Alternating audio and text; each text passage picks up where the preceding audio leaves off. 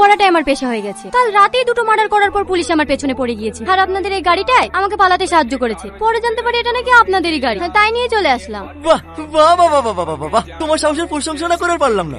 এতগুলো পুলিশের চোখে ফাঁকি দিয়ে গাড়ি নিয়ে আসা আজ আর তার কর্ম না। বলো বলো তুমি কি চাও? বলেন কি দিতে পারবেন? 5 লাখ 10 লাখ 15 লাখ 20 লাখ তুমি যা চাইবা। এইটুকু মেহনতের জন্য 20 লাখ লাগবে না, কাজ দেবেন আপনার কাছে? এ তো দেখছি মেঘনা চাইতেই জল। ও অবশ্যই, তোমাদের মতো প্রতিভার জন্যই তো আমার দরজা সবসময় খোলা। চলো ভিতরে চলো, ভিতরে গিয়ে সব কথা হবে। হাতটা ছাড়েন। হ্যাঁ হ্যাঁ।